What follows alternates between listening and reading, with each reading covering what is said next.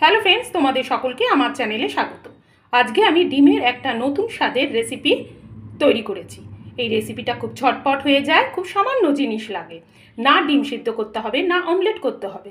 এই রেসিপিটা কিন্তু খুবই সুস্বাদু খেতে হয়, গরম ভাতে তো খুবই টেস্টি লাগে। তো চলো এখন দেখে নেওয়া যাক রেসিপিটা করতে কী কী জিনিস লাগে এবং কিভাবে আমি করি। তোমরা পুরো ভিডিওটা দেখতে থাকো, স্কিপ না করে। প্রথমে নিয়েছি আমি 3টে ডিম, একটা পেঁয়াজকে কুচি করে নিয়েছি, আর আমি 2টো বড় পেঁয়াজকে গ্রেটার দিয়ে একটু ঘষে নেব। তোমরা একটু পেঁয়াজ বাটা লাগবে, তোমরা মিক্সিতেও পেস্ট করে নিতে পারো। তো আমি এটা দিয়েই একটু পেঁয়াজটাকে ঘষে নিচ্ছি। 2টো বড় সাইজের, এরকম বড় সাইজের পেঁয়াজকে আমি ঘষে নেব।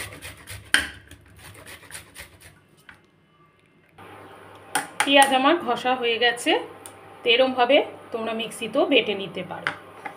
এবার রান্নার দিকে যাওয়া যাক।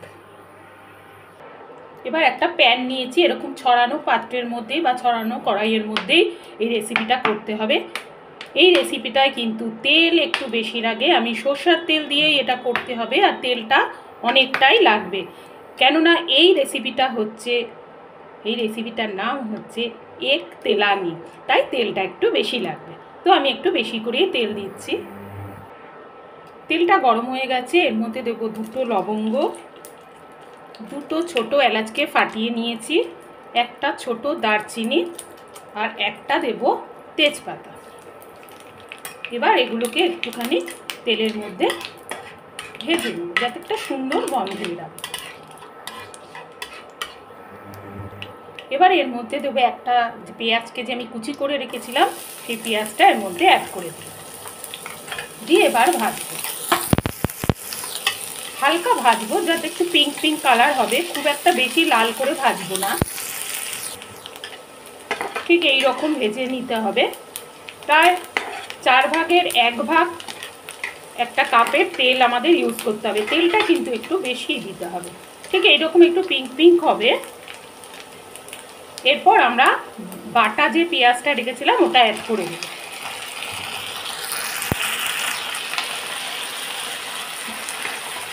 এবার এটাকেও একটু ভালো করে তেলের মধ্যে ফ্রাই করে নেব।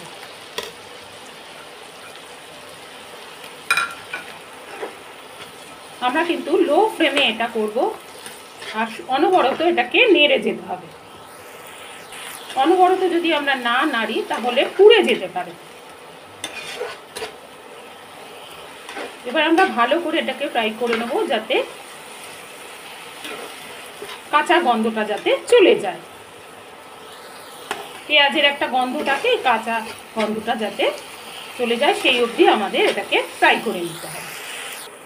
এবার আমার পেঁয়াজটা ভাজা হয়ে গেছে। পেঁয়াজের কালার যখন চেঞ্জ হবে আর যখন পেঁয়াজের কাঁচা গন্ধ থাকবে না, ঠিক সেই সময় 4 থেকে 5 চামচ জল আমি এর মধ্যে অ্যাড করব। এবার এটাকে ভালো করে একটু জলটাকে একটু শুকিয়ে নেব।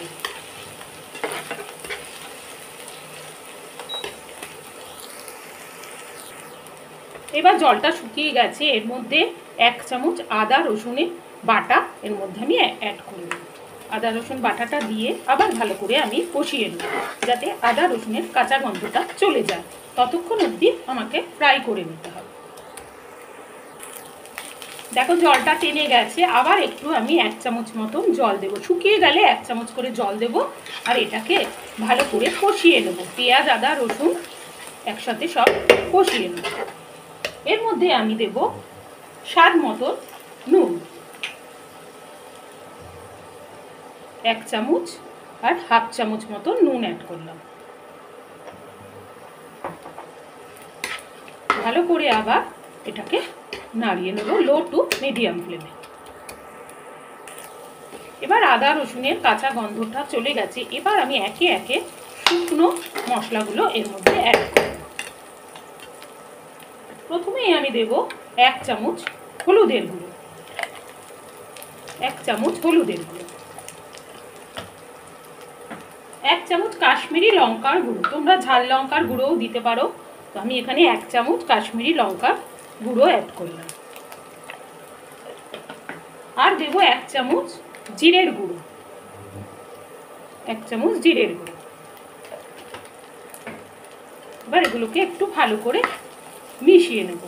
শুকনো হয়ে যাবে, তাই গরম জল করে রাখতে হবে। গরম জল অল্প অল্প দেব আর খুব ভালো করে মশলাটাকে অনেকক্ষণ ধরে কষিয়ে নিতে হবে। অল্প করে গরম জল দেব আর ভালো করে কষিয়ে নেব। যতক্ষণ না সুন্দর একটা স্মেল বেরোবে ততক্ষণ কিন্তু আমাদের মশলাটাকে কষিয়ে নিতে হবে লো টু মিডিয়াম ফ্লেমে। আবার জল শুকিয়ে গেছে, আবার একটু সামান্য গরম জল দেব, ভালো করে কষিয়ে নেব। আবার জল শুকিয়ে গেছে, আরও একবার আমি 1 চামচ মতো গরম জল এর মধ্যে অ্যাড করব। বেশ খানিকক্ষণ ধরে কিন্তু মশলাটাকে কষিয়ে নিতে হবে। এবার 2-1 মিনিট ঢাকা দিয়ে রাখবো লো টু মিডিয়াম ফ্লেমে। এবার আমি আবার ঢাকনাটা তুললাম, দেখো তেলটা মশলা থেকে কিন্তু ছেড়ে গেছে। এবার আমি আবার একটু 2-1 চামচ জলের মধ্যে অ্যাড করব, দিয়ে আবার এটাকে ভালো করে মিশিয়ে নেব। যত কষাবো তত কিন্তু টেস্টটা ভালো হবে, মশলার কাঁচা গন্ধ আর থাকবে না। এবার আমাদের ভালো মতন কষে গেছে, দেখতেই পাচ্ছ মশলা থেকে তেলটা সেপারেট হয়ে গেছে, তেল সমস্ত ছেড়ে দিয়েছে। এবার আমরা কি করব, এর মধ্যে 1 কাপ ফুটন্ত জল দেব।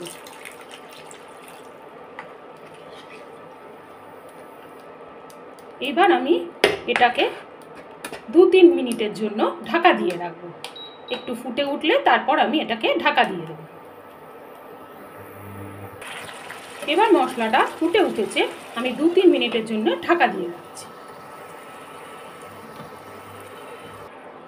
এবার ঢাকনাটা আমি তুলে নিলাম, তুলে একটু মশলাটাকে নাড়িয়ে নিচ্ছি। এবার একটু ফ্লেমটাকে বাড়িয়ে দেবো, দিয়ে এটা ফুটবে। সেই সময় আমি কি করব, ঠিক আমি যেভাবে দেব ঠিক সেইভাবে একটা একটা ডিমকে ফাটিয়ে একটু গ্যাপে গ্যাপে এটাকে ছেড়ে দিতে হবে। তার আগে তোমরা কি করবে, এই যে তেজপাতা এবং মশলাগুলো যে আছে তুলে নিতে হবে। গোটা গরম মশলা যেটা আছে সেটাকে তুলে নিতে হবে। ছোট এলাচগুলো তুলে নিলাম। এইবার আমি একটা একটা করে ডিম এর মধ্যে আস্তে আস্তে করে ছেড়ে দেব। খুব আস্তে আস্তে দিতে হবে,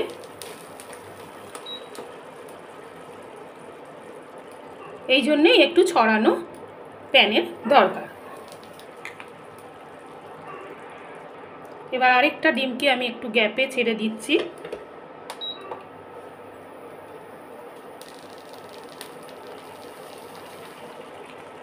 ঠিক আস্তে আস্তে এভাবে ছেড়ে দিতে হবে।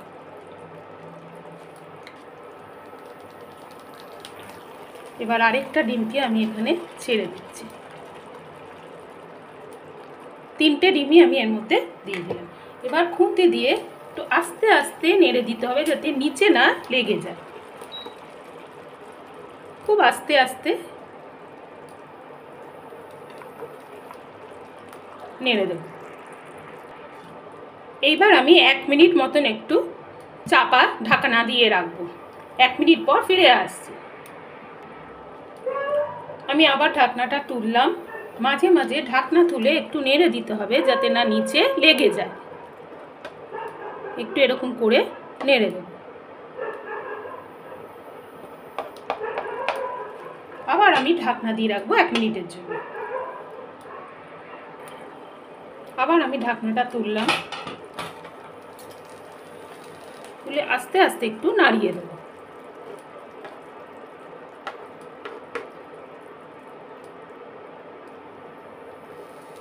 একটু এরকম করে করে সরিয়ে দেব। পুরোটা যখন শুকিয়ে যাবে তখনই রেডি হয়ে যাবে আমাদের ডিম তেলানি। এখনো 1 মিনিট বাকি আছে। এখন পুরোপুরি হয়ে গেছে, তেলও একদম ভালো করে ছেড়ে গেছে, কিন্তু আর একটু এটাকে শুকনো করে নিতে হবে। এটা শুকনো শুকনো বেশি ভালো লাগবে, তো একটু শুকনো করে নিয়ে আর এর ওপর দিয়ে আমি দেব 2টো চেরা কাঁচা লঙ্কা আর অল্প একটু ধনে পাতা কুচি এর মধ্যে দিয়ে দিলাম। এবার এটাকে একটু শুকনো করে নিই, লো টু মিডিয়াম ফ্লেমে এটাকে শুকনো করে নিতে হবে। ঝোলটাকে একটু টানিয়ে নিতে হবে, শুকনো শুকনো গ্রেভি হবে, খেতে ভালো। গরম গরম ভাতে খুবই টেস্ট। এবার একদম রেডি হয়ে গেছে আমাদের ডিম তেলানি। এবার আমি পরিবেশন করে তোমাদের দেখাচ্ছি। এবার একে একে প্লেটের মধ্যে আমি ডিমগুলোকে তুলে রাখছি। তো দেখতে পেয়েছো ঝটপট তৈরি হয়ে যায় এবং খুব অল্প জিনিস দিয়ে সুস্বাদু ডিম তেলানি রেডি হয়ে গেছে। এই রেসিপিটা তোমাদের যদি আজকে ভালো লেগে থাকে, ডিম তেলানি না অমলেট করতে হয়েছে, না ডিম সেদ্ধ করতে হয়েছে, খুব ঝটপট তৈরি হয়ে যায়, তাহলে তোমরা একটা লাইক, ছোট্ট লাইক তো দেবেই, এবং কমেন্ট করো কেমন হয়েছে। নিজেরা বাড়িতে ট্রাই করে দেখো। সত্যি এই ডিম তেলানি রেসিপিটা খুবই টেস্টি, সবার ভালো লাগবে। গরম গরম ভাতে তো খুবই ভালো লাগবে। আমার চ্যানেলে যারা নতুন বন্ধু আছো, আমার চ্যানেলটাকে সাবস্ক্রাইব করে দিও, আমার ভালো লাগবে। তোমাদের সাথে দেখা হবে আমার নেক্সট কোনো ভিডিওতে।